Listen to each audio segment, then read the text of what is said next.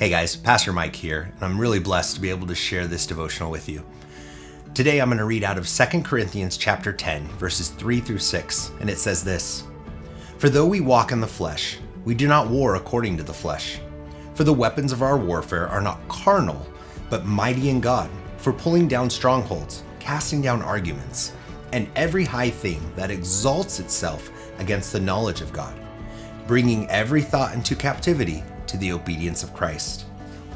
You know, when I read this, it makes me think of my family growing up. See, I come from a loud family.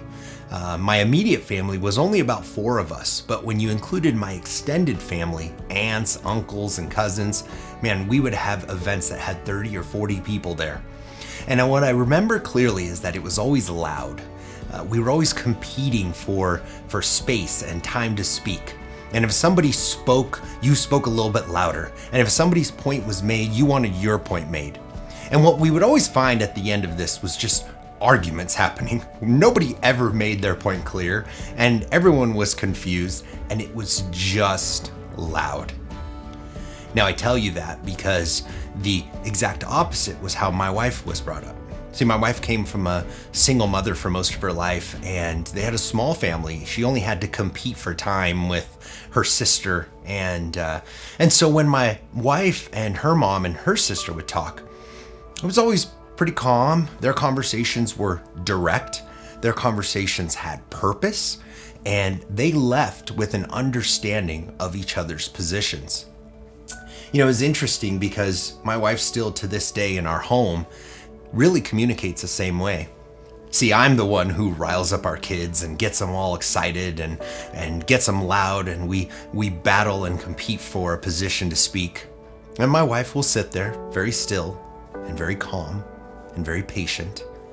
And when the time comes for her to speak, we all listen because she has carefully thought out her remarks. She's prayed about them. And there's a gentleness and a humility that comes from her when she speaks. And that we know is because she has captured every thought to the obedience of Christ, and we are hearing the purest of what she has to say. Now, I bring that up because I believe that's how Paul is telling us to fight our battles, not to fight with flesh. See, we always want to use manipulation when really meekness will do. We always want to use dishonesty. It's how the flesh works, when really God is calling us to devotion. I know for myself, many times when I feel like I'm at war, I always want to fight back with the tools of war, when really I should just be worshiping. And as always, we see it in our own lives that whenever the fear comes in, we really should be using faith to overcome it. It's a much more powerful weapon anyway. And so how are we supposed to fight? Well, in our minds and hearts. And so the Bible tells us, take every thought captive to the obedience of Christ. Before we fight back with a flesh response, take that to Jesus. Before we fight fire with fire, take that to Jesus. And before we use worldly weapons, take that to Jesus. See, when we do that, those strongholds, those mountains, those arguments, man, they're gonna crumble to the obedience of Christ. And so let's be consistent in how we fight our battles. Let's arm ourselves with the Word of God. Let's wear our righteousness. And when we do that, the world's gonna look in and they're gonna see, man, they're not fighting for victory. They're fighting from victory. So let's be a people that fight from victory.